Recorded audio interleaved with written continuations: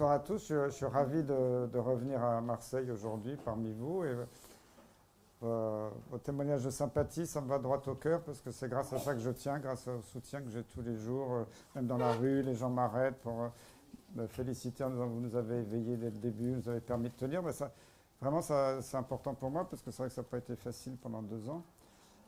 Mais rassurez-vous, j'ai pas peur. Je pense que c'est les autres qui ont peur actuellement. Euh, Voilà, c'est très bien.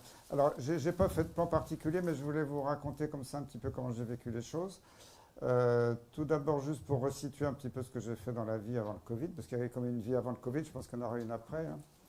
Euh, Moi, j'étais professeur de maladies infectieuses, donc j'avais été nommé en 1994 au CHU de Garches, c'est l'assistance publique hôpitaux de Paris. Et au début, j'étais essentiellement un clinicien, j'avais travaillé un peu pour l'Institut Pasteur, fait de la recherche. Et il se trouve qu'un petit peu par hasard, par des gens qui m'ont coopté, je me suis retrouvé à mi-temps presque, alors que je venais de créer un nouveau service, j'avais beaucoup de boulot déjà dans le service, un travail de santé publique, puisque j'ai été pendant 15 ans, alors les commissions ont changé, les structures ont changé de nom, mais la dernière c'est le Haut Conseil de la santé publique, donc pendant 15 ans j'ai présidé la commission maladies transmissibles de ces différentes instances, dont la dernière est le Haut Conseil de la santé publique. Et j'ai aussi présidé pendant plusieurs années le comité technique des vaccinations en France. Et j'ai été vice-président du groupe d'experts européens pour l'OMS pour les vaccins pendant plusieurs années. Après, j'ai aussi présidé beaucoup de réunions d'experts à l'Agence du médicament un peu partout. Et j'étais pendant pas mal de temps vice-président puis président du Collège des professeurs de maladies infectieuses. Voilà, donc j'ai un parcours où tous mes collègues m'adoraient, m'élisaient partout. J'étais considéré comme quelqu'un de compétent, bien vu en haut lieu. Euh, donc j'ai conseillé, je dis ça parce que c'est important, parce qu'après quand on dit Perron c'est un charlatan qui dit n'importe quoi, il ferait mieux de regarder ce qu'ils ont fait dans la vie, les gens qui disent ça. Mais pendant 15 ans, j'ai conseillé des gouvernements de droite, de gauche. Alors c'est marrant, d'ailleurs, j'ai remarqué quand c'était droite, gauche, il y avait toujours les mêmes conseillers, les mêmes experts. Quand un gouvernement les faisait sortir, ils rentraient par la fenêtre dans le gouvernement opposé suivant. Donc ça m'a toujours fait beaucoup rire. Mais bon, voilà. J'ai conseillé pendant 15 ans des gouvernements sur la gestion des crises sanitaires, des épidémies. Donc, il y avait l'affaire de la grippe H1N1, mais il y avait d'autres choses. Il y avait la légionellose, l'histoire des enveloppes du charbon. Je ne sais plus qui est-ce qu'il y avait encore, le Clostridium difficile qui tuait les personnes âgées dans les EHPAD, bon, des tas de choses comme ça. Et puis j'ai aussi été en charge un peu de la politique vaccinale, donc j'ai l'habitude de la gestion d'une épidémie. Donc moi j'avais démissionné du Haut Conseil, ils voulaient encore me prolonger il y a quelques années, puis j'en avais marre parce qu'ils supprimaient les moyens. On nous demandait 15 fois plus de travail avec moins de moyens et moins de personnes pour nous aider. Voilà, j'ai dit bon ça suffit, à 15 ans. Et c'est moi qui avais mis en place au Conseil de la santé publique toutes les procédures, avec quelques collègues, mais les procédures de gestion des conflits d'intérêts. Quand il y avait une décision, c'est pour ça que moi j'avais travaillé quand j'étais plus jeune avec l'industrie pharmaceutique, mais après j'ai arrêté progressivement puis totalement parce qu'on ne peut pas toucher de l'argent de l'industrie, puis après donner un avis qui va engager les Français ou un conseil au gouvernement. Donc moi j'avais mis en place au Conseil de la santé publique, quand il y avait une discussion entre les experts, d'abord, une fois par an, les membres de la commission devaient déclarer, mettre à jour leur conflit d'intérêt, mais à chaque réunion, c'est écrit dans les procès-verbaux, vous pouvez vérifier, au début de réunion, je leur demandais quels sont les conflits d'intérêt à l'ordre du jour. Alors, quelquefois, les gens les cachaient, mais enfin, souvent, on savait qui travaillait pour qui. Et quand un médecin ou un autre expert de la commission avait un conflit d'intérêt majeur avec le sujet à l'ordre du jour, bon, on pouvait l'écouter. Si c'était un sujet majeur, il ne participait pas à la discussion finale, il ne votait pas. Et c'était écrit dans le rapport. Parce que les avis et recommandations étaient toujours publics sur le site internet. Bon, les discussions, en plus, ça s'était mis en place par Xavier Bertrand après l'affaire du Mediator, toutes les discussions de ces instances, notamment le Haut Conseil de la santé publique, mais après toutes les autres instances de santé, sont enregistrées. Tous les débats sont enregistrés. Il y avait même une société privée qui venait taper à l'ordinateur les comptes rendus, faisait un petit résumé de ce que chacun avait dit. Le professeur machin a dit ça, le docteur Tartampion a dit ça. Et moi, en tant que président, je devais regarder s'il n'avait pas mis de bêtises. c'était un peu synthétique, mais c'est juste, je signais. Et ça, c'était pas public. Mais quand on nous a imposé ça, parce que quand on est enregistré tout le temps, ça manque un peu de spontanéité. Enfin bon, vous pouvez comprendre qu'il y avait un besoin de transparence. J'avais dit, mais où ça va aller tout ça? Ne vous inquiétez pas, ça va être mis en lieu sûr, les enregistrements audio et papier. Et n'importe quel citoyen pourra, par la CADA, c'est la commission d'accès aux documents administratifs, pourra faire la demande s'il veut voir ce qui s'est dit ce jour-là. Or, là, qu'est-ce qu'on a vu? Et ça, je peux dire, quand j'étais président, c'était respecté à la lettre. Là, quand j'ai vu, par exemple, les premiers avis du Haut Conseil de la santé publique pour le Covid, la commission... Alors, c'est avis du Haut Conseil de la santé publique, c'est pas la commission qui donne l'avis, c'est le président du Haut Conseil, normalement, c'est pas à lui de le faire, c'est le président de la commission. Et dans la commission, il y avait, en tout cas, le groupe de travail qui a rendu l'avis, il y avait plein de gens qui n'étaient pas du Haut Conseil. Qu'est-ce qu'ils foutaient là? Il n'y a pas eu de vote. Il y a pas eu le président du groupe, de la commission, la vice-présidente, au moins 2 membres éminents et tout ça, avaient tous des conflits d'intérêts majeurs avec les grands labos concernés. Aucune déclaration de conflit, ils ont participé à la discussion, au vote. Il n'y a même pas eu de vote. Alors maintenant, on se passe des votes. Et moi, j'ai dénoncé ça publiquement. On a même fait on avait dénoncé ça auprès du Conseil constitutionnel ou d'État, je ne sais plus lequel, qui a dit oui, mais d'accord, mais là, il y avait urgence. C'est normal qu'il soit passé outre les procédures habituelles. Alors là, j'ai aussi sauté de ma chaise parce que les procédures d'urgence, avec quelques amis, c'est moi qui les avais écrites. Parce que avant ça s'appelait le Conseil supérieur d'hygiène publique de France, on avait l'habitude d'être saisi en urgence par un ministre parce qu'il fallait rendre un avis dans les 24 heures, parce qu'il fallait prendre une décision urgente. On ne pouvait pas réunir des membres qui venaient de toute la France. À l'époque, il n'y avait pas encore trop les visioconférences, on faisait ça par téléphone. Et c'était écrit dans le règlement, on avait le droit de le faire. On échangeait des textes par mail, on se mettait d'accord sur un texte commun et en 24 heures, on votait par vote électronique, on rendait un avis au ministre le lendemain. Donc c'est une procédure légale qui peut se faire. On peut déclarer des conflits d'intérêts, on peut voter. Et ça n'a pas été respecté non plus. Alors, quand j'ai vu que des gens qui n'étaient même pas du Haut Conseil participaient à la décision, moi aussi, quand j'étais président, qu'il y avait un sujet très pointu où les membres du Haut Conseil n'étaient pas les meilleurs spécialistes, on pouvait demander à un petit groupe de travail élargi qui n'était pas du Haut Conseil de nous rendre un petit avis, un pré-travail. Et après, ce pré-rapport devait être validé et voté par les vrais membres du Haut Conseil, sans personnalité extérieure. Ça, rien n'est respecté. Donc ça m'a énormément choqué. Voilà, donc c'est pour dire que je connais bien tout ça. C'est pour ça que je pense que je les ennuie, parce que... alors, quand j'avais entendu parler, déjà comme vous tous, au mois de décembre, qu'il se passait quelque chose en Chine, on avait déjà vécu le même scénario pour le SRAS.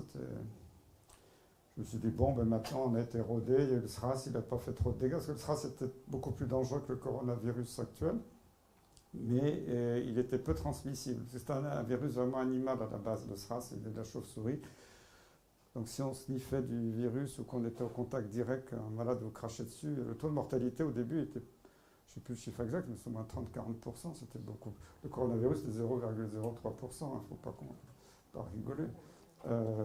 Mais comme il n'était pas adapté à l'homme, sauf un contact direct très étroit, et il ne s'est pas transmis. Il suffisait d'isoler les patients, de mettre un masque quand ils crachaient, puis l'épidémie, alors même si elle est partie au Canada, dans pas mal de pays, elle s'est éteinte comme elle est venue, parce que un peu de mesures d'hygiène et ça s'arrêtait. Donc moi j'étais pas trop inquiet, j'étais encore un coronavirus. Bon, de toute façon ça va être bien géré. Puis en plus c'était Jérôme Salomon, mon adjoint, que j'avais nommé professeur, qui était directeur général de la santé. Je dis, Jérôme aime bien les procédures, il va faire ça aux petits oignons. Bon, j'avais aucune inquiétude. Et puis après, quand l'épidémie a démarré en France, déjà oui, l'histoire de restreindre l'utilisation de la chloroquine, ça m'a paru bizarre, surtout que ça avait été montré dès l'histoire du SRAS, il y a pas mal d'années, sur le premier virus chinois. Il y avait des publications disant que le meilleur traitement, c'était la chloroquine. Même Anthony Fauci, le gars très contesté aux États-Unis, qui dirige la recherche là-bas, qui est assez lié à Big Pharma, avait écrit dans un grand journal scientifique international que si jamais un jour il y avait une épidémie de coronavirus, il y aurait l'hydroxychloroquine qui serait géniale, etc. Et puis d'un seul coup, avant même que le virus arrive en France, elle n'était pas complètement interdite, mais restriction de prescription. Je dis, tiens, c'est bizarre. Puis après, l'épidémie arrive. Bon, je dis, bon, ben, ça va être bien géré. C'est une épidémie assez bénigne, somme toute, parce que le virus n'était pas très méchant. Ça va être géré en médecine générale. Moi, je sais pas, j'aurais été aux commandes, j'aurais mis la médecine générale au premier plan, comme on l'a fait pour la grippe. Et puis là, pas du tout. Les généralistes sont exclus. Et puis, les masques sont utiles dans certaines circonstances. Et moi-même, quand j'étais jeune assistant à Bichat, quand il y avait les épidémies de tuberculose dans les hôpitaux, à l'époque du sida, parce que la tuberculose entre personnes immunocompétentes, c'est pas très contagieux, mais à l'époque, il y avait encore des salles communes. On a fait ces grands buildings avec des ascenseurs, des cafétérias, des gens font la queue à la radio. On a entassé dans des endroits très serrés. Quelquefois, il y avait plus de 1000 patients dans un hôpital. On faisait côtoyer dans les ascenseurs. À Bichat, l'ascenseur aux heures de pointe, je me souviens, il y avait 40 personnes dans l'ascenseur. S'il y en a qui toussent là-dedans, il fallait, entre le rez-de-chaussée et le 15e étage, il fallait qu'il faut un quart d'heure, parce que ça s'arrêtait à chaque... Bon, vous imaginez la boîte de conserve, là. Et puis, il y a les tuberculeux que je connaissais, je voyais à la cafétéria parler avec des immunodéprimés. Donc, il y a eu à l'époque des épidémies de tuberculose nosocomiale, c'est-à-dire transmise dans le... On s'en est pas aperçu tout de suite, mais après, il y a eu une explosion un peu de la tuberculose. Et personne ne portait de masque, on n'isolait pas les tuberculeux, ils se baladaient partout. Parce que la tuberculose, c'est une histoire ancienne, c'est le Moyen-Âge, elle n'existe plus. Mais bon.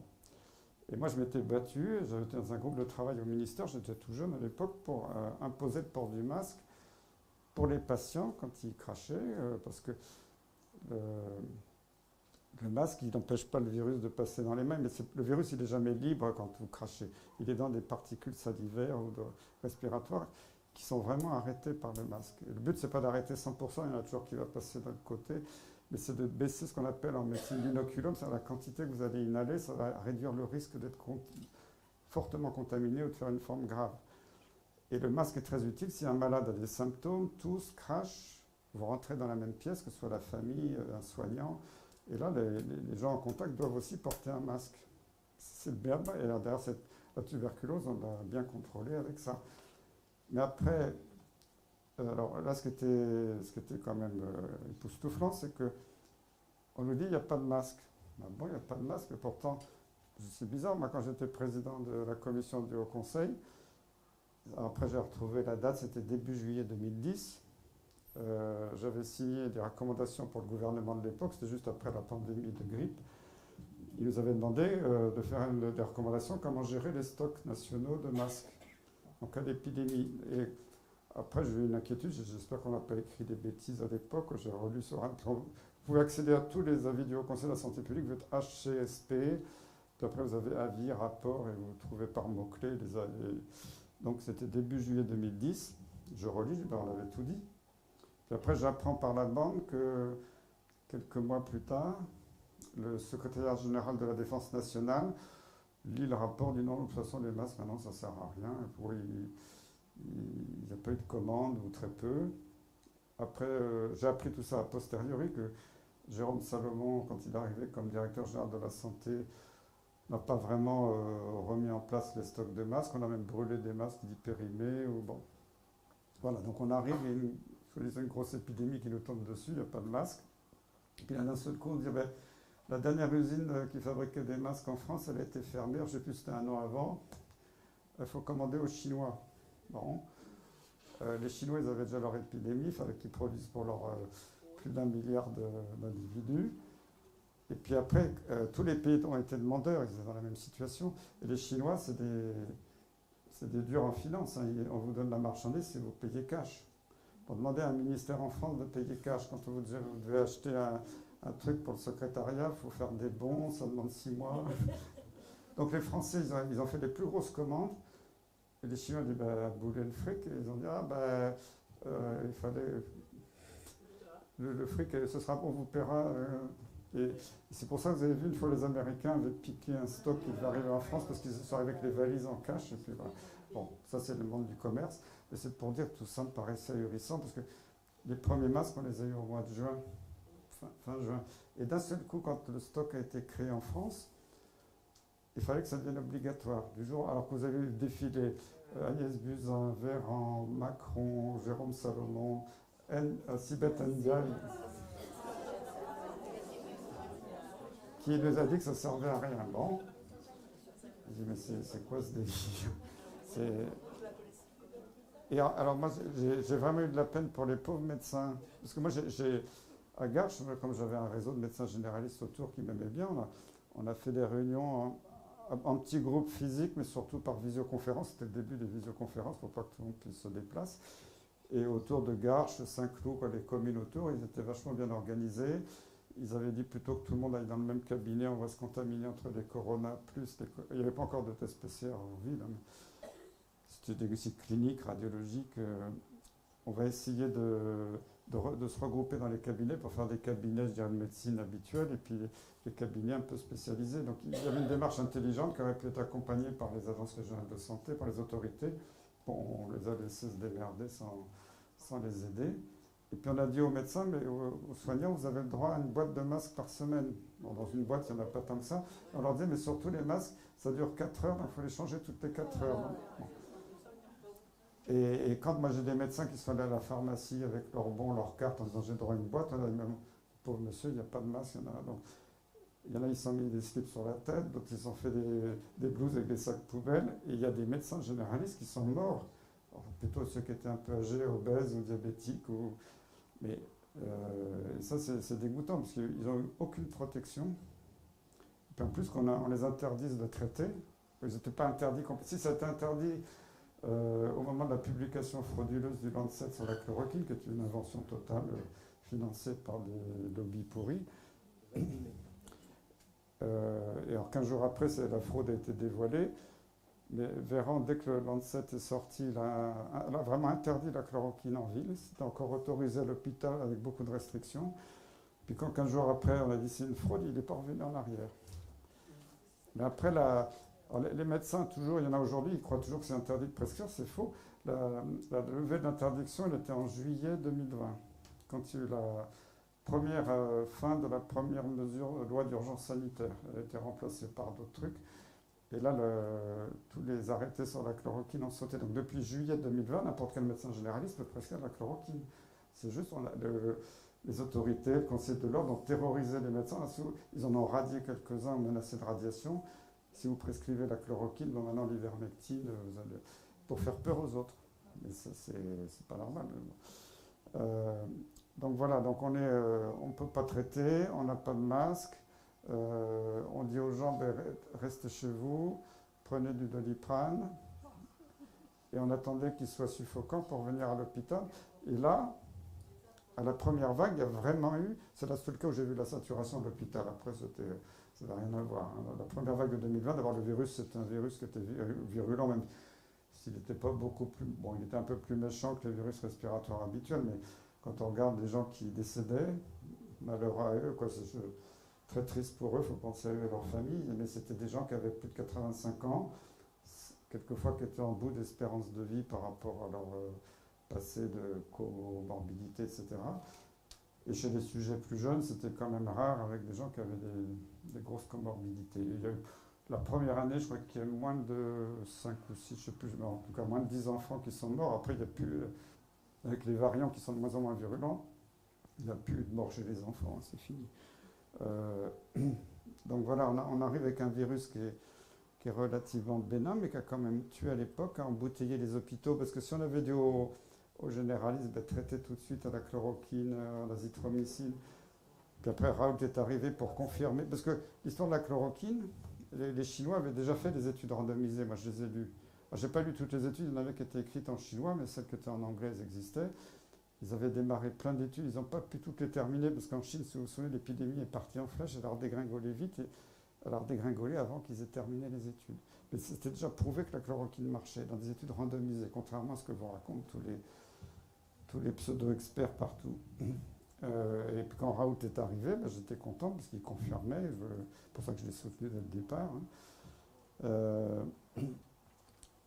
Donc on arrive, on empêche les médecins, et tous ces patients qui sont décédés, 90% auraient pu être sauvés si on les avait traités à temps. On avait laissé le généraliste leur donner le traitement dès au tout début des symptômes. Parce que quand vous avez laissé traîner pendant 8 jours et tout ça, la chloroquine, l'azithromycine ou même l'ivermectine sont de moins en moins efficace. On peut encore améliorer un petit peu les choses chez certains patients, parce que vous attendez 10 jours, souvent c'est trop tard.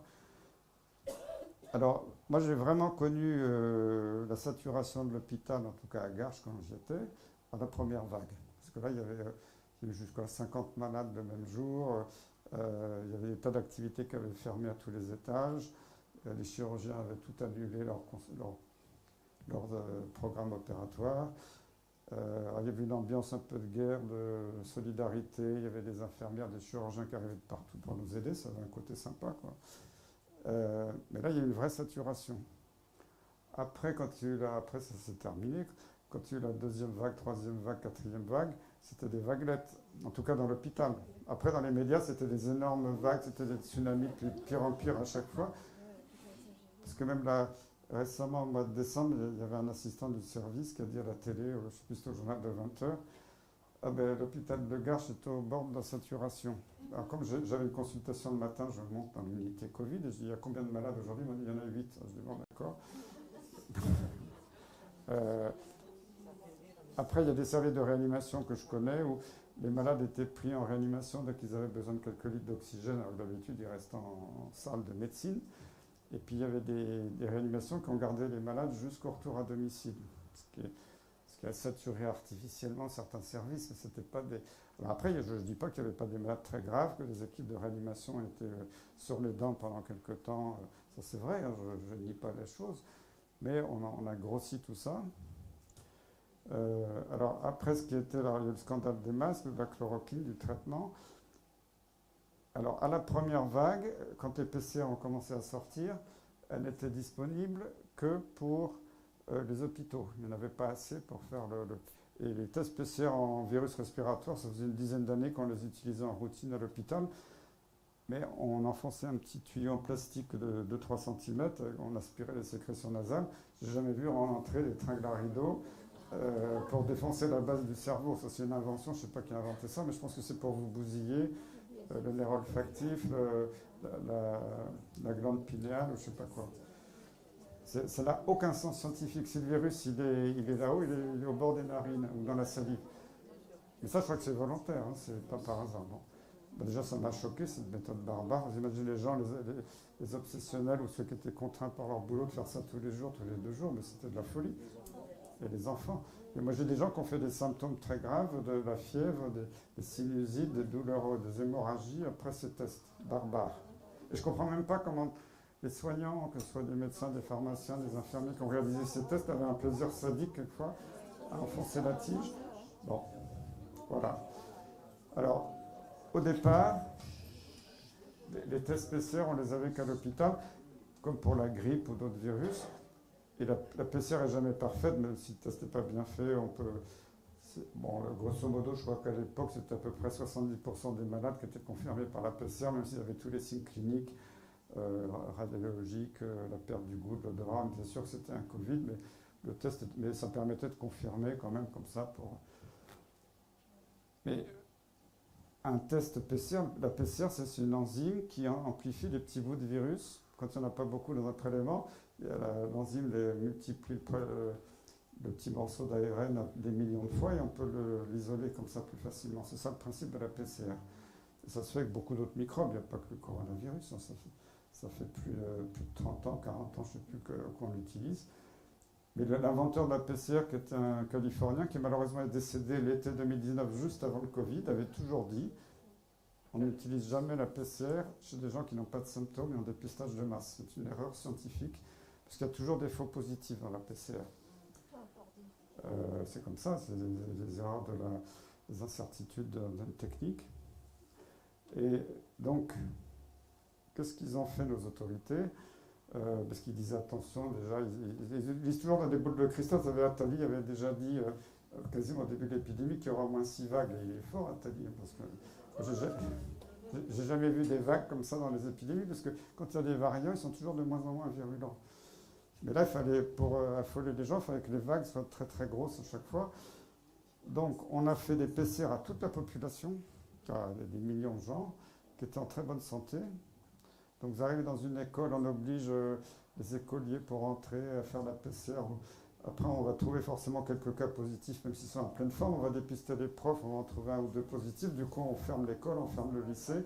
Et après, le gouvernement dit, regardez, la catastrophe, on a fermé 3000 classes en France, l'épidémie est en train de ravager notre jeunesse. Puis dans les écoles, personne n'était malade, mais ils étaient obligés de rester à la maison. L'école, bon, ça, il y a beaucoup de témoignages dans les familles, vous l'avez peut-être constaté vous-même. Hein. Donc comme ça, alors en plus, donc on ne fait pas de PCR normalement chez les gens qui n'ont pas de symptômes, mais ils ne sont pas privés. Donc ça a fait des vagues artificielles. Tous les gens qui venaient à l'hôpital pour d'autres choses, un infarctus, un cancer, n'importe quelle maladie grave, qui sont morts malheureusement, beaucoup ont un test PCR positif, et c'était faussement positif. Et à chaque fois que c'était positif, ils mouraient du Covid. Alors là, il y avait plein de morts dus au Covid alors qu'ils étaient morts d'autre chose. Et puis le comble dans l'utilisation de cette PCR, c'est que, bon, je ne veux pas rentrer dans la technique, mais il y a un nombre de cycles d'amplification.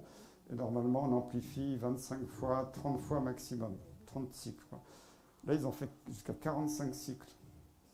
C'est-à-dire qu'on amplifie du vent, on amplifie des petits fragments qui ne sont pas dangereux, qui ne donnent pas de maladie. Donc on vous crée comme ça des super épidémies totalement artificielles.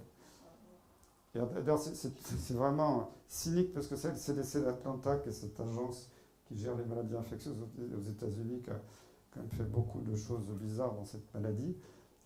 Quand les vaccins sont arrivés et que leur PCR exagéré rendait tout le monde positif, ils ont été très ennuyés parce que plein de vaccinés avaient des PCR positifs. Ils se sont dit ensuite parce que ça ne va pas dans notre logique. Vous savez ce qu'ils ont dit, le CDC à l'époque, ils ont fait un avis officiel en disant bon ben pour les vaccinés, on baisse le cycle à 20. Mais pour les non-vaccinés, on reste à 45. Ça ne s'appelle pas du traficotage.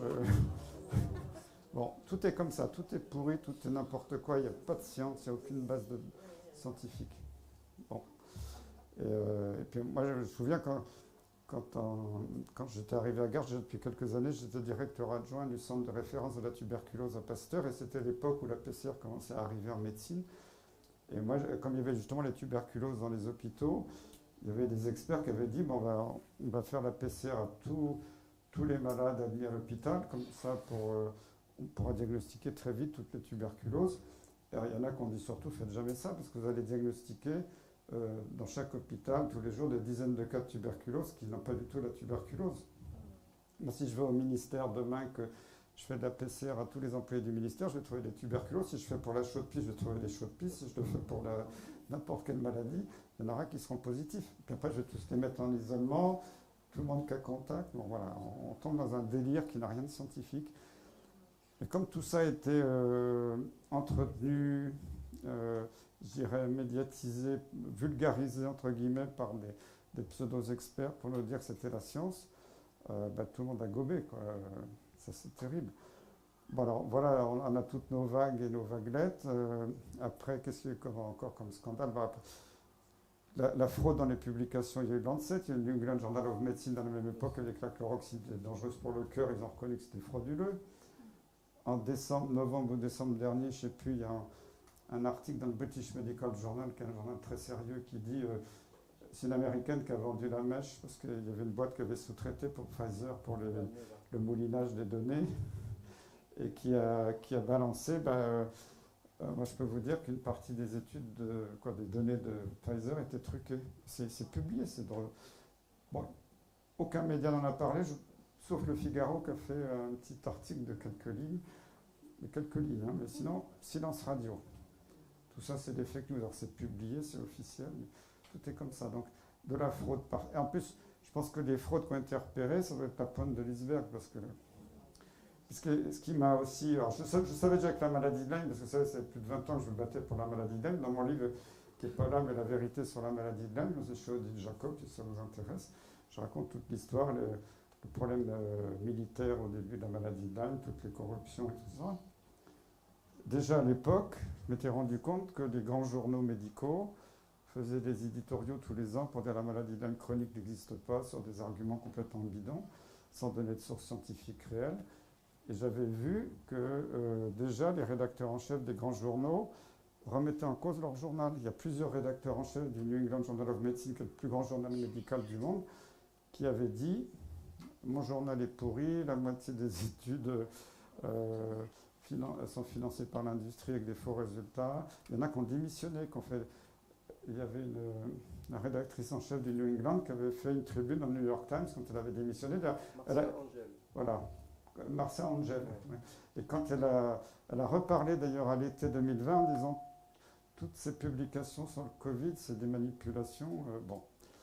Après, il y a le gars du Lancet, qui est Richard Horton, dont j'avais entendu le nom, puis je ne le connais pas personnellement depuis plusieurs années. Il avait fait un article, il y a pas mal d'années déjà, disant mon journal est pourri, j'ai honte que les étudiants apprennent dans mon journal, il y a plein de données frauduleuses, tout ça. Et moi je croyais qu'il était parti, qu'il avait claqué la porte.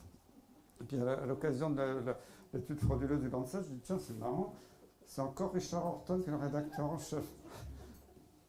Bon, chercher l'erreur quoi. Le mec il n'a pas honte, hein, parce que voilà. Alors j'ai pas fouillé dans tous les journaux, mais là on voit que quand même ça va plus. Alors quand toutes les autorités, les collègues, les sociétés savantes disent si c'est pas publié dans le Lancet, ça n'existe pas, si c'est pas publié dans le New England, ça n'a aucune valeur.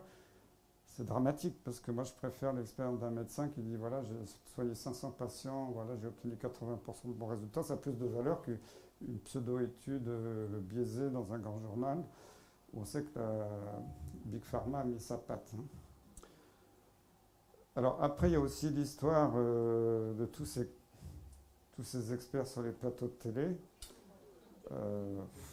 qui racontent des trucs absolument pas prouvés, qui font de la désinformation permanente.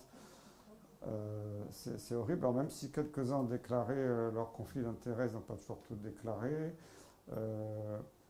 Moi, je le sais, mais ce n'est pas spécial à la pharmacie, c'est dans tous les domaines un peu industriels et tout. À partir d'un certain niveau, les leaders d'opinion majeurs, qu'on appelle en anglais les Key Opinion Leaders, les KOL, dans certains domaines, ils ont des comptes offshore avec quelquefois c'est $1 million ou d'euros. Hein, donc là, j'accuse pas telle ou telle personne, j'en sais rien, mais je sais que c'est une pratique qui se fait. Donc j'ai quand même des suspicions quelquefois sur des gens qui donnent en répétition des données fausses. Mais quand tous les soirs, au journal de 20h, on vous dit vous allez mourir, c'est très grave, les enfants vont tuer leur grand-mère, mais les gens ils pètent de trouille. Hein. Ils sont prêts à tout accepter. Et d'ailleurs, vous vous souvenez, au tribunal, au procès de Nuremberg, quelqu'un avait posé la question à Göring, le grand nazi, là, comment vous avez fait pour manipuler le peuple allemand pour qu'il accepte tout? Il a dit, oh, c'est très simple, il suffit de faire peur aux gens. C'est la technique. Et vous savez, regardez comment ils ont fait. Information, désinformation, information, désinformation. On va vous confiner, mais non, on ne va pas vous confiner. Le cerveau, il n'en peut plus. Et puis, j'ai le souvenir, c'était fin de l'été 2020, donc c'était après la première vague, il n'y avait pas encore la deuxième. Alors déjà, oui, ils avaient dit que le variant espagnol allait défiler sur l'Europe, déferler. Je me souviens en mois d'août, alors je l'avais revu en replay sur Internet, il y avait un direct, l'équivalent du journal de 13 heures en France, il y avait une journaliste d'une grande chaîne de télé espagnole qui fait un reportage pour dire ça y est, les hôpitaux de Madrid croulent, la deuxième vague est arrivée. Alors ils avaient mis des images de reconstitution qui dataient peut-être d'autres choses, avec des SAMU dans tous les sens, des scaphandriers qui couraient partout. Et puis ils appellent en direct un médecin urgentiste au réanimateur de Madrid, dans l'hôpital principal.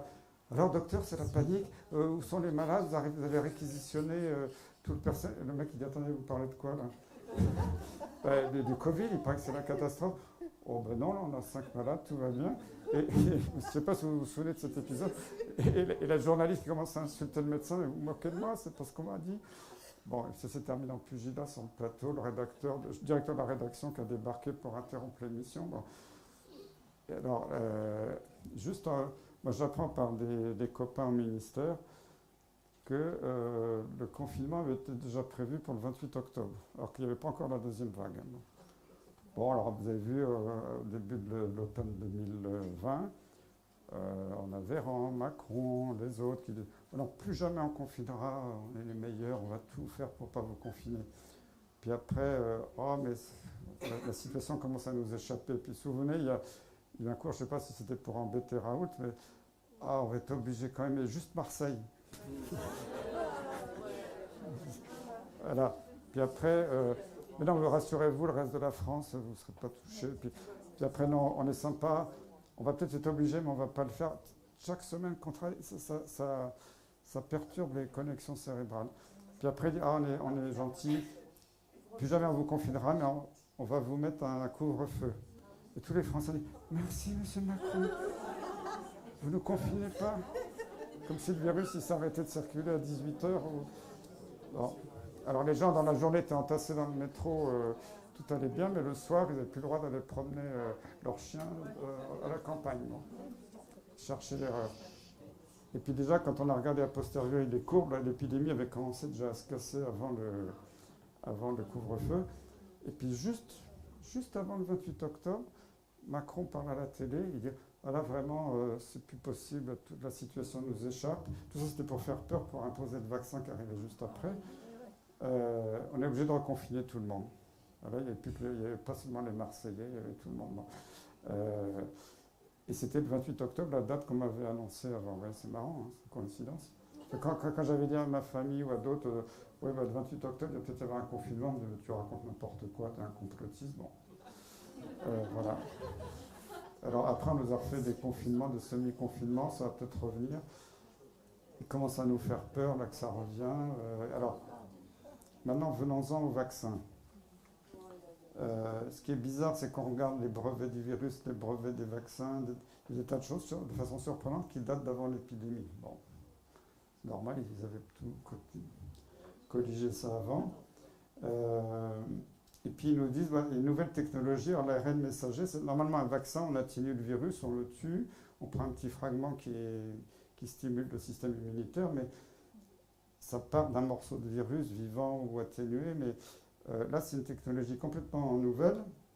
On vous injecte l'ARN messager. Alors, l'ARN messager, dans vos cellules, vos chromosomes, pour dire si vos yeux sont bleus, marrons, si, tous les critères biologiques de votre organisme qui vous appartiennent, c'est codé dans l'ADN des chromosomes. Et après, il y a l'ADN des chromosomes, l'ARN messager vient copier l'information et l'envoyer vers les ribosomes qui fabriquent les protéines. Donc, c'est comme ça que ça va de l'ADN, l'ARN et les protéines. Donc normalement, quand on injecte un ARN messager, alors ce qu'ils voulaient, c'est que l'ARN messager produise la protéine de pointe, dite spike, en grande quantité, parce que quand c'est une protéine qu'en surface du virus, ils ont dit comme ça va protéger contre l'infection. Moi, quand j'ai vu ça, j'ai sauté en l'air, parce que, si vous voulez, tout ce que j'ai dit, de toute façon, a été démontré après. À chaque fois, je suis complotiste, je dis des conneries, mais décembre 2020, j'ai écrit une lettre publique là, qui a été traduite en anglais dans d'autres pays, qui a fait le tour du monde. J'ai dit, attention, c'est pas des vaccins. Et l'ARN messager peut tout à fait convertir en ADN. Normalement, on va toujours de l'ADN vers l'ARN, mais moi, j'ai quand même suivi les cours de l'Institut Pasteur en 1981. On apprenait déjà à l'époque. C'est les rétrovirus, le plus bel exemple, c'est le virus du sida, il va à l'envers. C'est pour ça, rétrovirus, c'est un virus qui marche à l'envers. Il a une enzyme qui va de l'ARN vers l'ADN. C'est pour ça que quand vous attrapez le virus du sida, il s'intègre dans votre chromosome et après vous ne pouvez plus le déloger. C'est pour ça qu'on n'a jamais guéri totalement du sida par des exceptions et d'exceptionnels, mais on peut tout à fait empêcher le développement de la maladie avec des médicaments qui bloquent le rétrovirus. Et maintenant, bon, la plupart des gens séropositifs, s'ils prennent bien leur traitement, arrivent à avoir une vie normale ou presque normale, mais ils ne sont pas guéris, le virus est toujours dans leur chromosome. Donc ça, c'est le virus du sida. Mais est-ce que vous savez que, je ne sais plus le pourcentage exact, on pourra m'attaquer si je dis un chiffre, mais c'est environ 20%, je ne sais pas le chiffre exact, des gènes de vos chromosomes sont des gènes de rétrovirus. Parce que nos cellules humaines datent d'il y a des milliards d'années, elles ont intégré des rétrovirus animaux qui se sont adaptés à nous, peut-être qu'ils sont gentils pour certains, parce que s'ils étaient tous méchants, on ne serait plus là. Mais et peut-être qu'ils nous rendent service, ils ont incorporé dans nos cellules des gènes très utiles pour nous. Donc, mais on a quand même tout un capital de rétrovirus dans nos gènes normaux. Mais ils sont tous capables de produire, peut-être pas tous, peut-être qu'on a perdu les gènes, mais certains sont capables de produire de la transcriptase inverse qui va marcher à l'envers. Bon. Ça, moi, je l'ai appris à l'école, à Pasteur, quand je suivais les cours de l'Institut Pasteur, par les grands maîtres de la virologie en 1980. Moi, c'est resté là-dedans. Hein. Quand je vois ça, qu'ils injectent de l'ARN messager à des cellules humaines, je dis, mais c'est des apprentis sorciers. Surtout qu'on sait qu'ils ont passé les phases, ils n'ont pas fait les tests animaux, ils ont pas, sauf que les premiers rats qu'ils ont injectés aux souris sont morts. Bon, après, ils ont dit, on n'a pas besoin des tests animaux. C'est la population qui sert directement de cobaye. Je dis, mais en plus, ils obligent toute la population à se vacciner avec des produits expérimentaux, on ne sait pas ce que ça va faire. Et alors moi, quand j'ai dit ça, vous savez, je me suis fait assassiner dans les médias, père on dit n'importe quoi, il faut qu'il retourne au lycée, c'est toujours l'ADN qui va vers l'ARN, bon. Ok, et puis à Pâques l'année dernière, donc ça fait un an, dans Proceedings of the National Academy of Science, un grand journal scientifique international américain, des chercheurs montrent que, alors ils l'ont fait in vitro au laboratoire, qu'on peut tout à fait passer de l'ARN à l'ADN, ils ont montré qu'on peut avoir des copies en ADN de l'ARN du virus dans les chromosomes humains. Alors, silence radio, les médias n'en parlent pas. Alors, je ne sais plus le journal, malheureusement, il y a encore une étude qui a confirmé ça, même in vivo, récemment. Donc maintenant, il y a des biologistes moléculaires, des grands virologues internationaux qui ont confirmé que c'était tout à fait possible. Ça, je ne dis pas que ça se produit chez chaque personne inoculée, mais voilà, donc prendre ce risque, c'est quand même énorme. Alors maintenant, si vous avez regardé, dans plusieurs pays, je ne sais pas si tout est sourcé, il faut être prudent, mais il y a quand même des signaux d'alerte forts en Grande-Bretagne, aux États-Unis, dans d'autres pays, il semble arriver une épidémie d'immunodépression suite aux inoculations. D'ailleurs, on nous a avertis en France, attention, il y a une grande épidémie de sida qui va repartir, qui est due au relâchement des jeunes. Bon, ça, je ne crois pas trop, mais... donc, comment on peut... Alors, là, il y a deux choses qui sont extrêmement graves. Il faut bien comprendre comment on développe un médicament. D'abord, développer un vaccin, c'est 10 ans. À peu près, ça peut être 9, 12, 15, mais c'est pas 3 mois, 6 mois. Parce qu'il faut... Et là, il n'y a pas eu d'études sérieuses, surtout qu'on sait que les études ont été bidouillées. Vous savez, quand il y avait la chloroquine, ils ont mis Raoult ces études à la poubelle, ils ont hurlé partout. Une étude scientifique sérieuse, il va obligatoirement y avoir une comparaison avec un placebo, sinon on ne regarde même pas. Ben là, le vaccin, ils n'ont pas mis de placebo. Parce que s'ils avaient mis un groupe placebo, on aurait pu voir au bout de 6 mois comparer des gens inoculés, et là, ils auraient été ennuyés.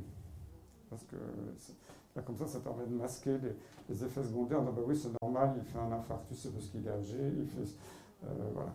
Donc déjà, ils n'ont pas respecté la méthodologie qu'ils imposent aux autres, mais c'est eux les grands scientifiques, donc il faut s'incliner.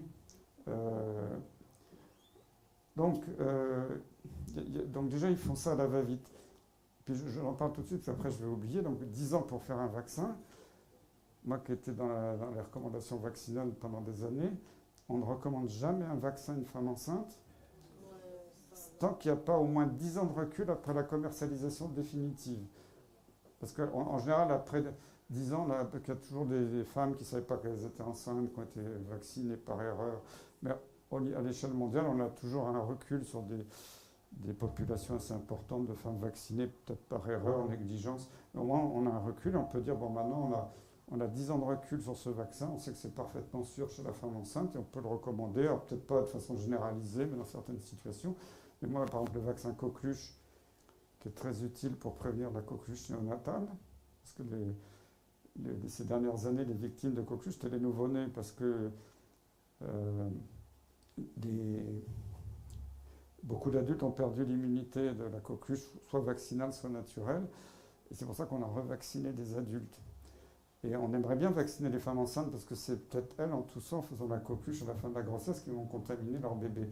Mais on le fait même dans la coqueluche, on n'a jamais osé le faire. On a dit on attend l'accouchement, on vaccine l'entourage pour le papa, le reste de la famille, les gens autour. Mais pour la femme enceinte, on attend qu'elle accouche avant de la vacciner. C'était il n'y a pas si longtemps. Hein. Là, je vois Olivier Véran qui dit, alors ça m'a rassuré, que déjà Macron avait dit l'année dernière, jamais je n'imposerai l'obligation vaccinale. Alors maintenant, quand il dit quelque chose, je sais qu'il fera l'inverse. Et puis après, Véran dit, jamais on imposera le vaccin on vaccinera les femmes enceintes. Et si vous avez vu quelques mois après, l'été dernier, il vaccine lui-même une de ses collègues députés qui était enceinte. Bon, je dis chapeau. Hein. Alors voilà, donc on s'émancipe de tous les principes normaux de développement d'un vaccin. Alors après, ils passent à l'obligation. Alors déjà, ils ont obtenu, alors en un temps record, je ne sais même pas comment, ce qu'on appelle des AMM, autorisations de mise sur le marché. Alors là, même pas définitif, conditionnel. Conditionnel, c'est que les études ne sont pas terminées. Elles se termineront dans 1 an ou 2. Donc là, on a des résultats préliminaires. Et on voit que le nombre d'effets secondaires s'accumule.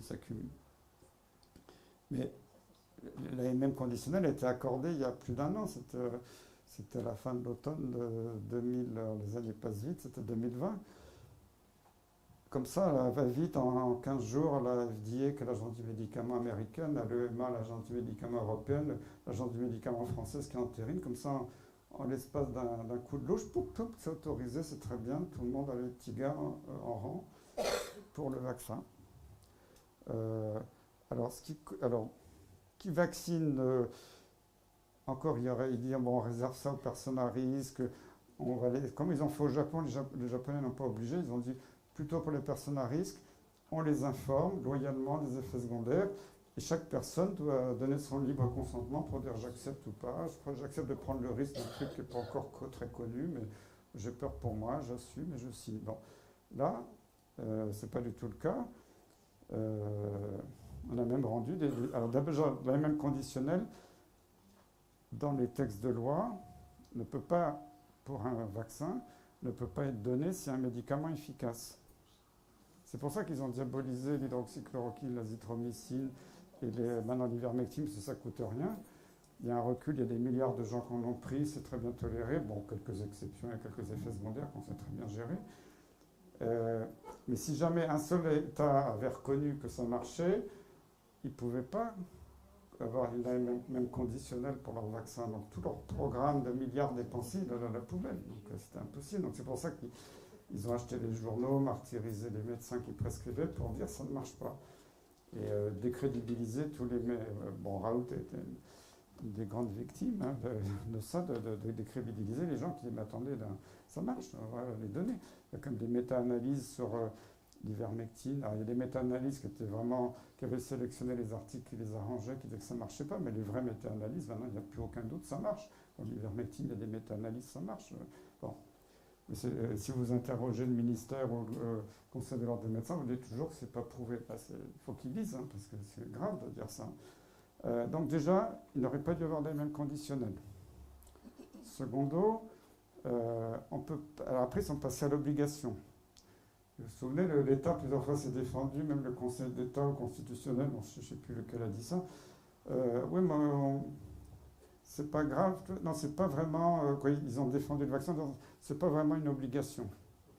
En fait, ils ont été assez astucieux pour faire croire que c'était pas obligatoire, mais que c'est pour que ce soit obligé, comme dans certaines professions, comme les soignants, les pompiers et d'autres. Et puis pour empêcher la vie des Français, tout simplement, parce que si vous n'êtes pas vacciné, vous n'allez plus au sport, vous ne pouvez plus aller nulle part, vous ne pouvez plus prendre le train, vous ne pouvez plus aller voir votre grand-mère à la maison de retraite. Donc c'était une obligation de fait pour 80% des gens, quoi. Et ça, c'était totalement malhonnête, c'était de la manipulation. Alors surtout que c'est totalement interdit de rendre obligatoire un produit expérimental. C'est contre les traités internationaux. Alors, il y a le code d'Oviedo, de Nuremberg, quand je ne suis pas juriste, mais il y a beaucoup de traités internationaux qui condamnent ça. Donc c'est condamnable du pénal. C'est interdit. Donc tout ce qui est fait aujourd'hui est interdit. Et à chaque fois, le Conseil d'État, le Conseil constitutionnel dit si, ça va. Toutes les lois illégales, elles sont légales. Il ne faut pas oublier que M. Fabius, président du Conseil constitutionnel, son fiston est un des directeurs de McKinsey France, qui est le grand cabinet, la pieuvre géante qui dirige tous les États aujourd'hui. À quelques millions d'euros la page, quelquefois dans les rapports qui servent à rien. Mais bon. Ça, c'est pas moi qui le dis, c'est le Sénat, c'est officiel. Donc, tout est illégal d'un bout à l'autre. Et ça continue, ça continue. On continue à vous faire croire que le vaccin marche, qu'au moins il marche dans les formes graves. Alors, ce qui m'a frappé, c'est qu'il y a des sites, on voit facilement les courbes de mortalité depuis le début.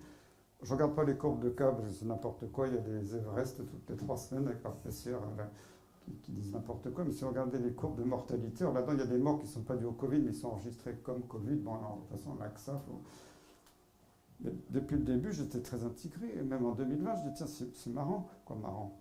Il y a autant de morts en France que dans toute l'Afrique. Pourtant, ça fait une petite différence de population, la France et l'Afrique.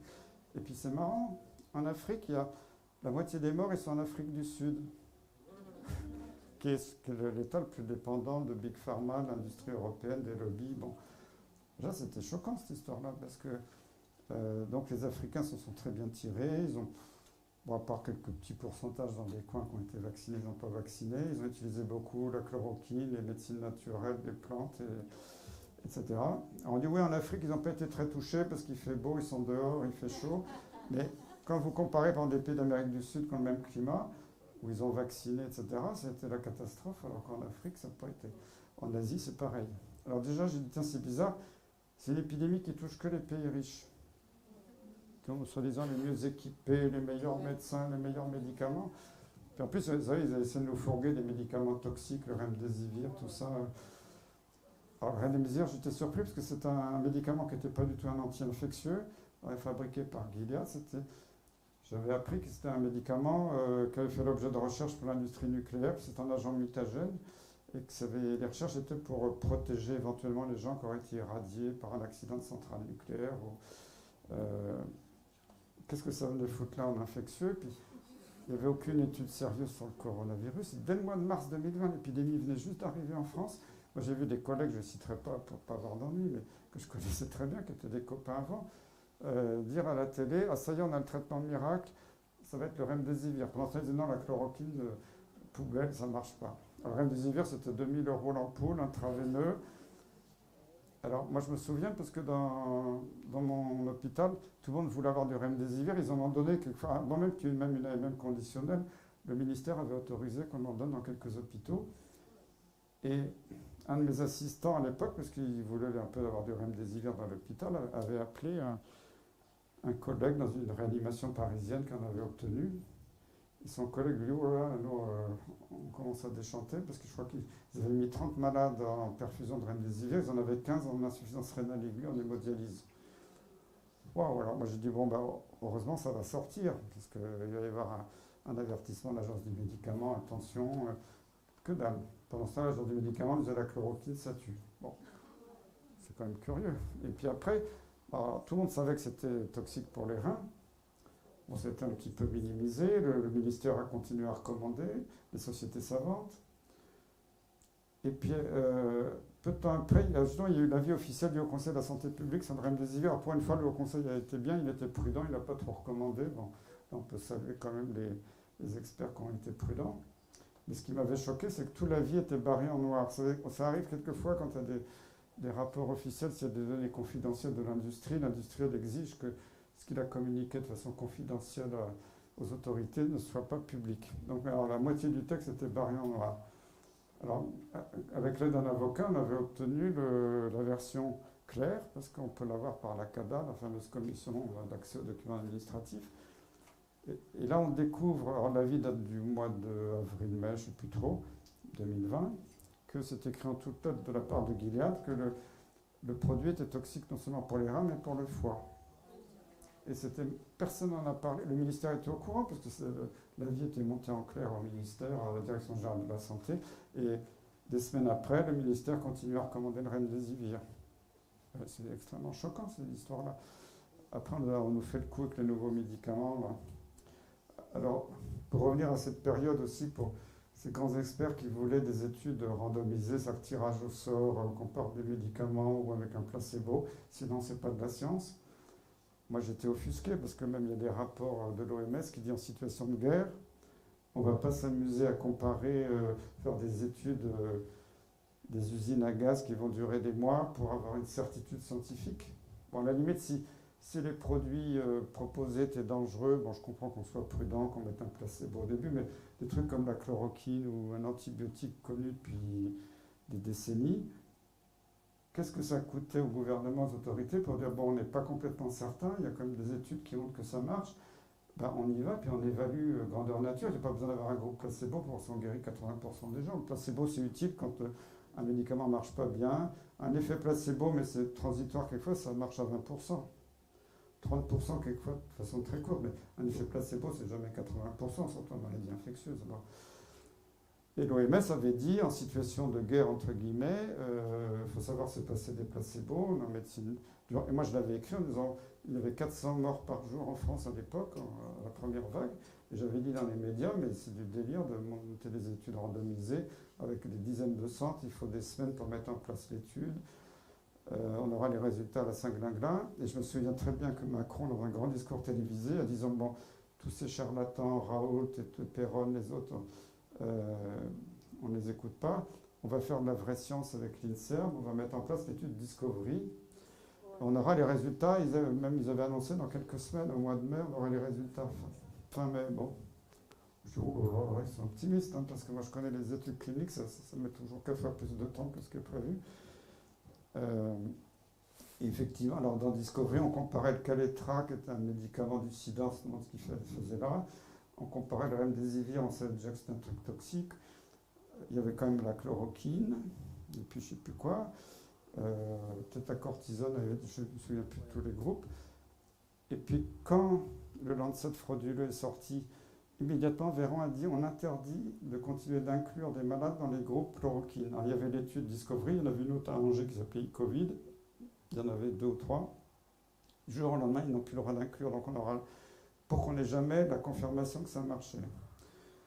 Et alors après, ce qui était très surprenant, je ne sais pas si ça avait circulé sur Internet, c'est que les experts de ces études avaient fait des diapositives le jour de l'arrêt des inclusions pour faire un état des lieux.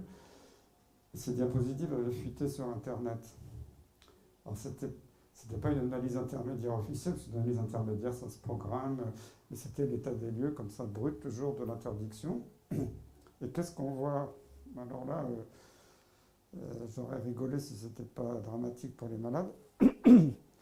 Tous les groupes qui n'avaient pas de chloroquine, c'était la cata, et le seul groupe qui s'en sortait bien, c'était le groupe chloroquine.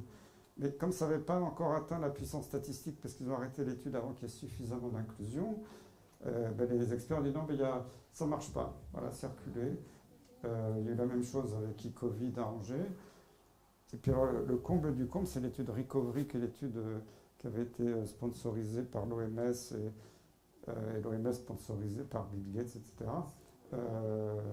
C'est une étude britannique avec une grande université anglaise qui lance l'étude Recovery, alors qu'elle était essentiellement anglaise, mais il y avait des centres en France, dans d'autres pays.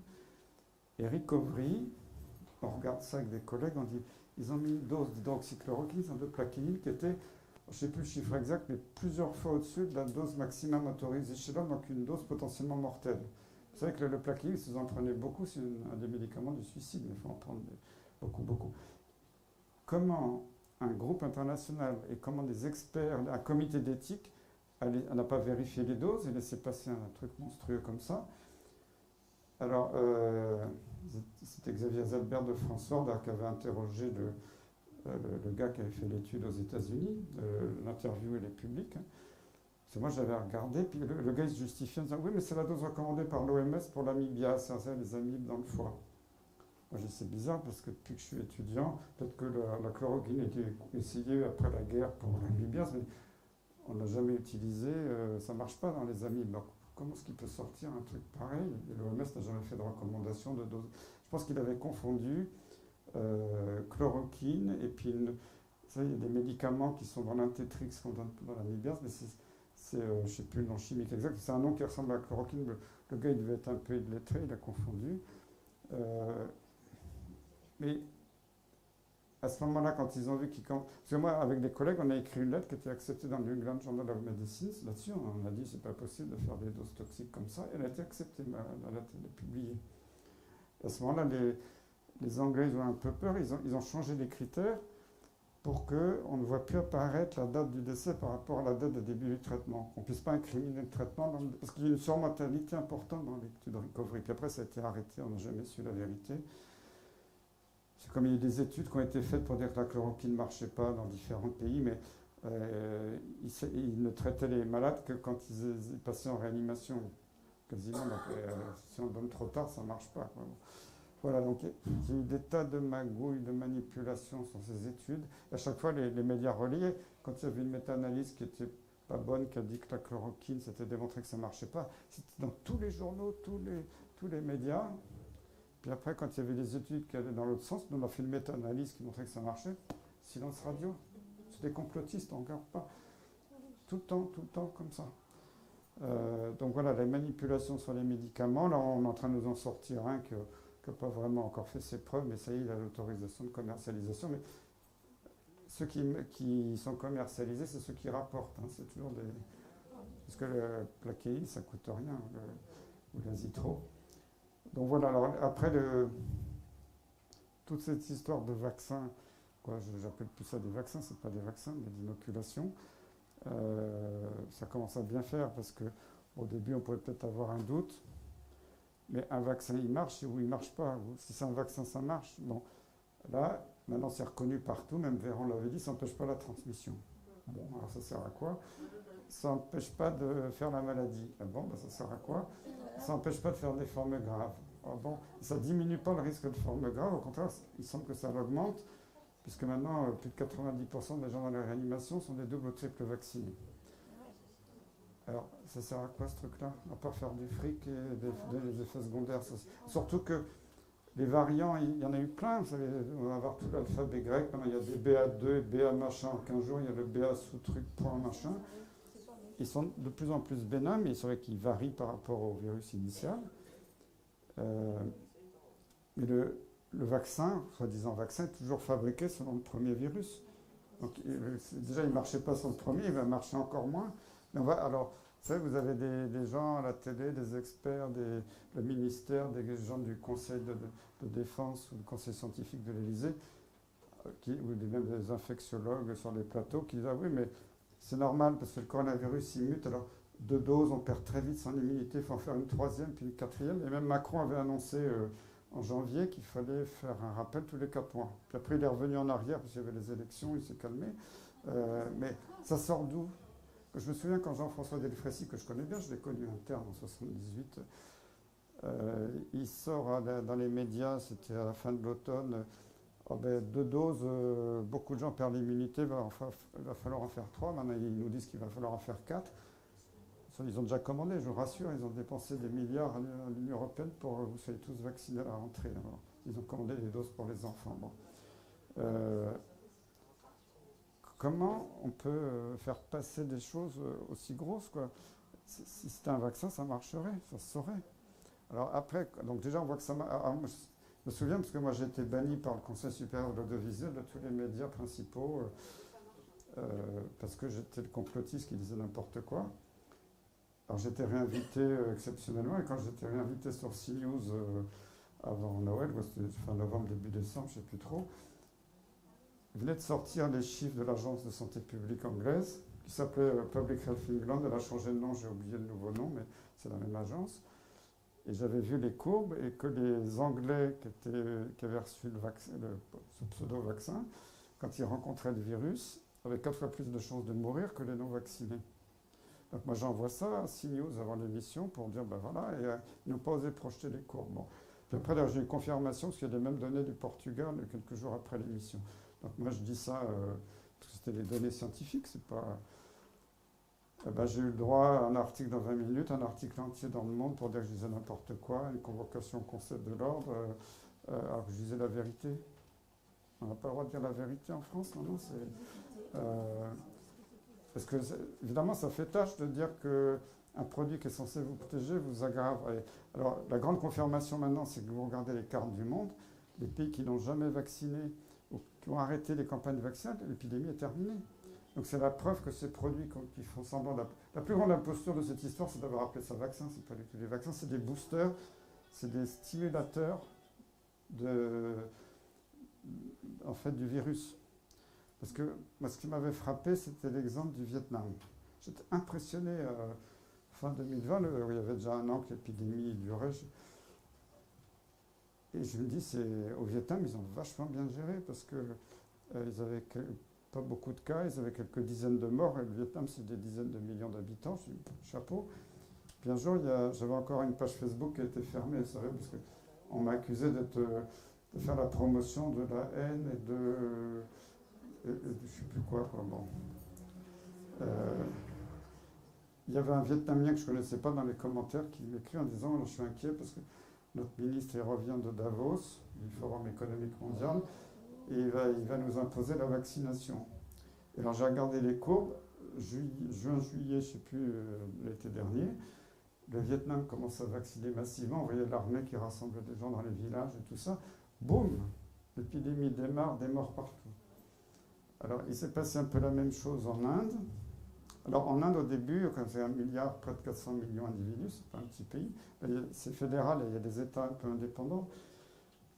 Au début, comme de toute façon ils n'avaient pas de vaccin, ils n'avaient pas acheté, tout le monde était traité par la chloroquine, les plantes naturelles, le gouvernement indien donnait pour quelques roupies aux habitants des petits sachets. Il y avait l'hydroxychloroquine, un antibiotique, du zinc et puis juste la vitamine D. Voilà. Parce que maintenant c'est prouvé, d'ailleurs Raoult l'avait confirmé à Marseille, que la carence en vitamine D aggrave. C'est pour ça qu'ils veulent diaboliser la vitamine D. Vous avez vu, ils veulent presque l'interdire. Bon. Donc je reviens en Asie. L'Inde, ça se passe bien. Puis d'un seul coup, quelques États dans l'État de Mumbai, anciennement Bombay, puis je ne sais plus, 2-3 États, les plus sous l'influence de Big Pharma, et puis les Français, parce qu'on leur a envoyé des stocks de remdesivir qu'on ne pouvait plus utiliser, alors que ça faisait des mois qu'on savait que c'était toxique, on en a fait cadeau aux Indiens, on est vachement gentils. Hein. Et quand le vaccin est arrivé dans ces États, boum, l'épidémie a démarré en Inde, des morts, tous les médias, catastrophe, nouveau mutant indien qui va ravager le monde, vous vous souvenez hein, bon. Alors que c'était produit par la vaccination massive dans certains États. Et heureusement, l'État fédéral indien était très intelligent. Il a dit, bon là, on arrête les frais, on arrête de vacciner.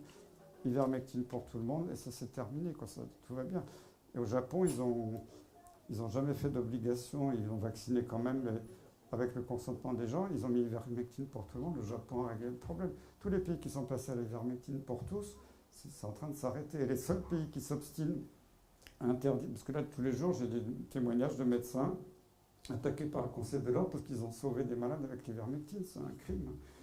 En disant c'est pas prouvé. Il y a des ministères qui ont dit que c'est un produit très dangereux. Je vous rappelle qu'on a soigné des milliards d'individus dans le monde, en Afrique, en Asie, pour des parasitoses à l'ivermectine. Et puis qu'il y a, je crois que c'était sous l'influence de Bill Gates aux États-Unis, il y a des experts qui ont dit que l'ivermectine, c'est un produit pour les chevaux. Bon, c'est vrai que c'est utilisé en médecine vétérinaire. Ils faisaient croire qu'on donnait un produit pour les chevaux et les humains, alors que c'est un produit totalement autorisé depuis très longtemps en médecine humaine. Moi, j'en ai prescrit souvent. C'est franchement un produit bien toléré, il n'y a pas de souci. À chaque fois, on a diabolisé avec des contre-informations, et ça, c'est insupportable. Donc, maintenant, quand on regarde avec le recul, ils sont embêtés parce qu'on voit que le virus s'effondre, ils vont nous retrouver un petit variant, la télé va dire qu'on va tous mourir, et puis ils ont absolument besoin de vous réinoculer des produits dits vaccins, parce que sinon l'épidémie va se terminer. Alors, si vous voulez, avec le recul, moi ce qui m'a choqué au tout début, moi qui ai eu l'habitude, j'avais appris à gérer les épidémies, on regardait ce que faisait l'OMS depuis des décennies. Quand vous avez une épidémie avec des maladies contagieuses, la priorité c'est d'isoler les cas.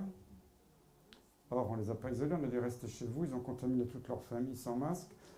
C'est eux qu'on aurait dû tout de suite, au tout début, hospitaliser, voire dire à la maison, voilà les règles pour la famille, vous mettez le masque, il n'y a pas de masque. Alors, les masques ne servent à rien. Bon.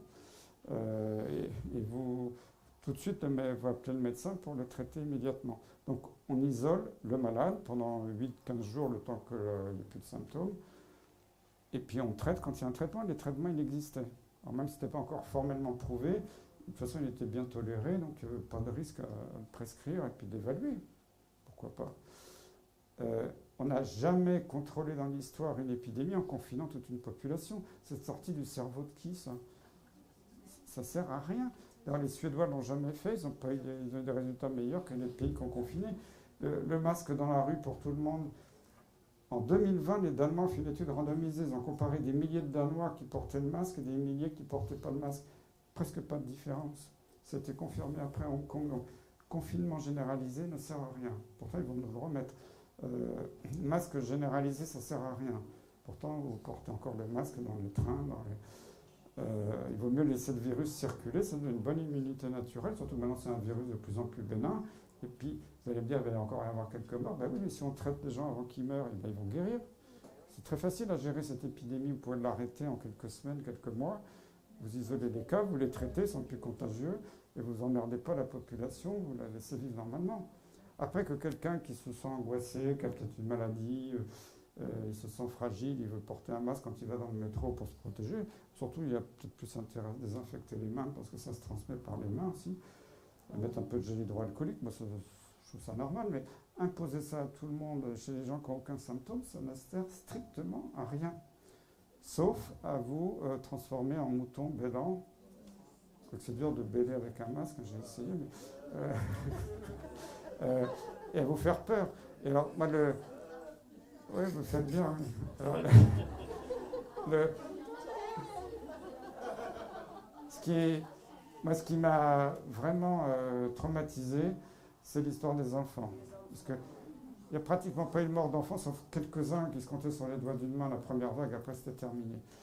Les enfants, quand ils font le Covid, est très bénin.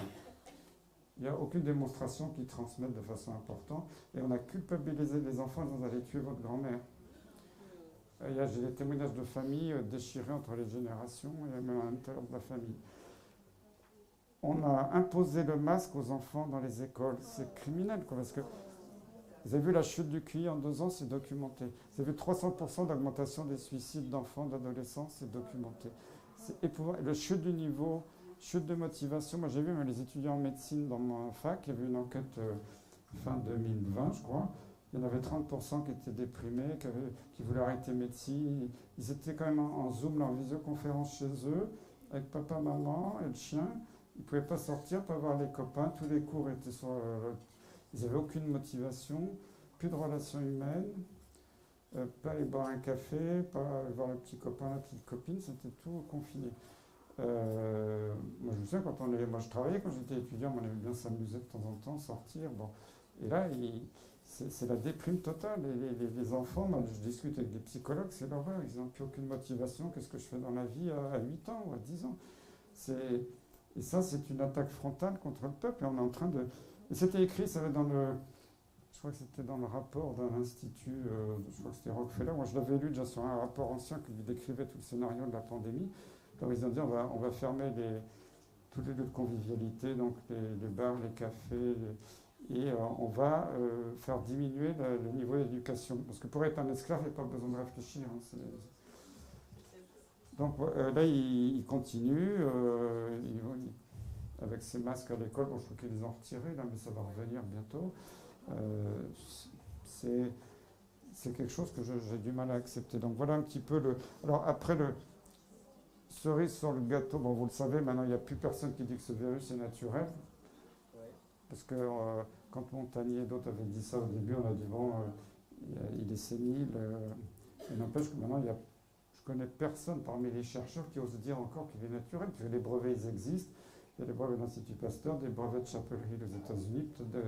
On sait que aussi les Chinois ont travaillé là-dessus avec l'argent d'Anthony Fauci. Donc, on ne sait pas trop qui est à la tête et à la queue de tout ce cercle vicieux, mais on voit bien que tout ça, ça a été fabriqué. Finalement, s'ils avaient des mauvaises intentions, c'est un peu fait flop, parce qu'un virus dont la mortalité est de 0,03%, c'est pas terrible hein, comme mortalité. Si j'avais fabriqué un virus, j'aurais essayé de faire mieux, mais ils ne pouvaient peut-être pas savoir avant. En plus, ça a été révélé récemment, il y a un des laboratoires pharmaceutiques qui a fabriqué un des pseudo-vaccins. On a découvert une séquence brevetée par ce laboratoire dans le virus. Très, très curieux. Bon, en plus, alors après, je n'ai peut-être pas tout dit, mais enfin j'en ai dit pas mal, on pourra répondre aux questions. Mais ce qui m'inquiète aussi beaucoup, c'est sur la fertilité. Parce que j'ai rencontré l'autre jour, je ne sais plus comment elle s'appelle, la présidente de Ouémontier, qui est une jeune femme charmante là, qui a perdu ses règles. Elle me disait que tous les jours, il y avait des milliers de jeunes femmes nouvelles qui adhéraient à l'association. Il y a une épidémie de stérilité chez des femmes de 30 ans vaccinées. Même j'ai plusieurs témoignages d'hommes qui ont été inoculés, qui ont eu des douleurs testiculaires. Alors je ne sais pas encore s'ils sont stériles ou pas, mais il y a peut-être un risque, on verra. Et alors ce qui m'inquiète beaucoup, c'est que le ministère, réalisant ça, a fait un communiqué récent disant « Attendez-vous à une épidémie de stérilité en France ?» Mais c'est dû au Covid.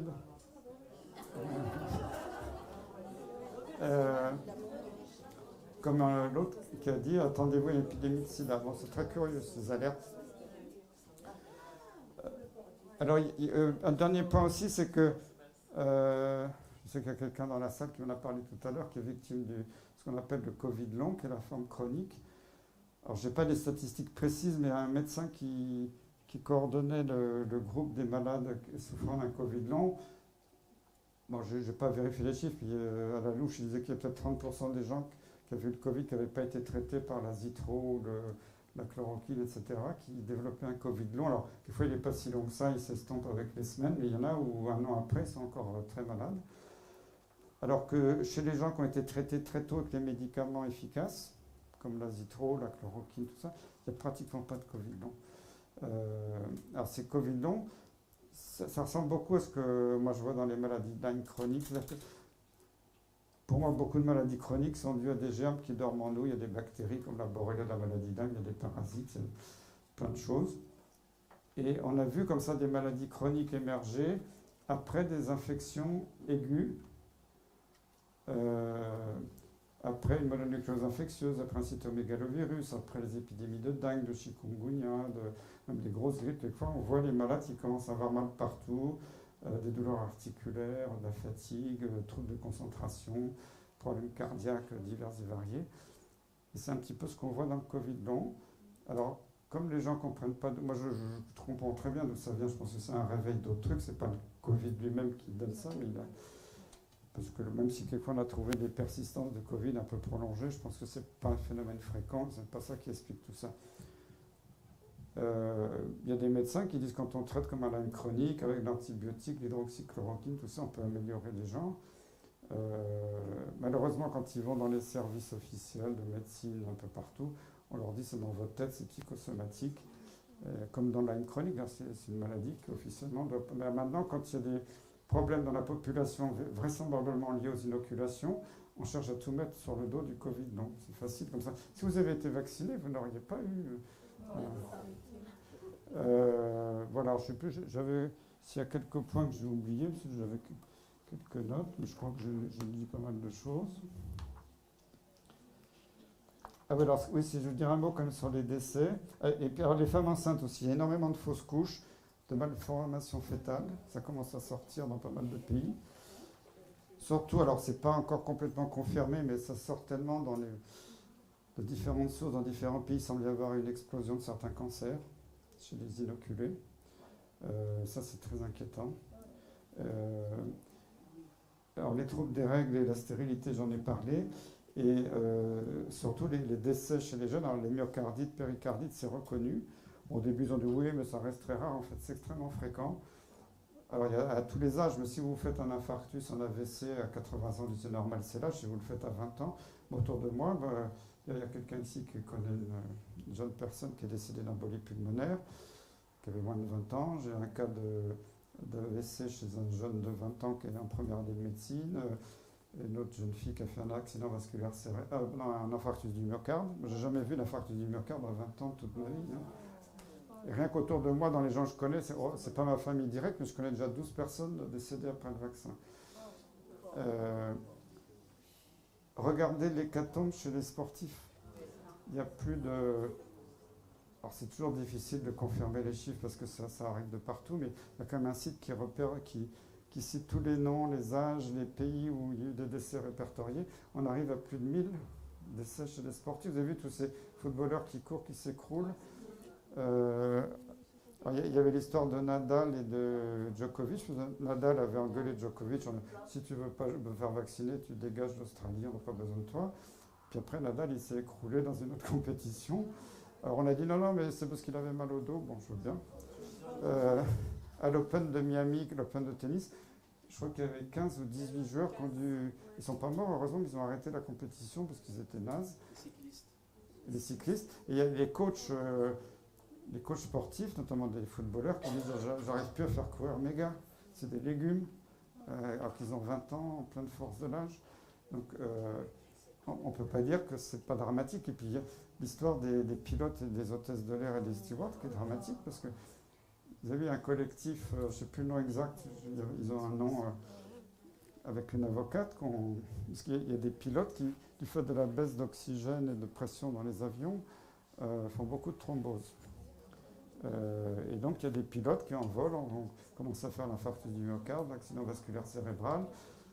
Il y a, d'après ce que j'ai entendu de certains pilotes, pas mal d'avions ces derniers temps qui ont été détournés en urgence parce qu'aux passagers on dit il y a un petit incident technique, on doit se poser, mais en fait il y a des hôtesses qui sont en train de faire le massage cardiaque au pilote. Bon, heureusement qu'il y a un copilote. Ah, mais c'est des histoires qu'on raconte entre eux. Et d'ailleurs, il y a les pilotes américains qui commencent à faire des actions en justice contre les grandes compagnies aériennes. C'est quand même dramatique d'en arriver là parce que quand on est responsable de passagers comme ça. Alors, si vous avez vu, il y a beaucoup d'annulations de vols, parce qu'il manque de personnel. Donc il y a un vrai problème actuellement dans ce domaine. D'ailleurs, j'ai eu droit à un article sur Internet pour dire que j'avais dit des bêtises. Il y a bien eu un recours en justice au Conseil d'État qui a été rebooté du jour au lendemain en disant ça sert à circuler, il n'y a rien à voir. Voilà, alors je crois que j'ai tout dit. Ça, donc en prévention, c'est important de prendre régulièrement de la vitamine D, voire de la vitamine C, de se recharger de temps en temps en zinc, en sélénium, parce que ces carences vont favoriser. Voilà, je crois que tout le reste, j'ai à peu près dit. Je peux répondre à vos questions. Voilà. Bon, si vous avez des questions, oui. Oui, bonjour.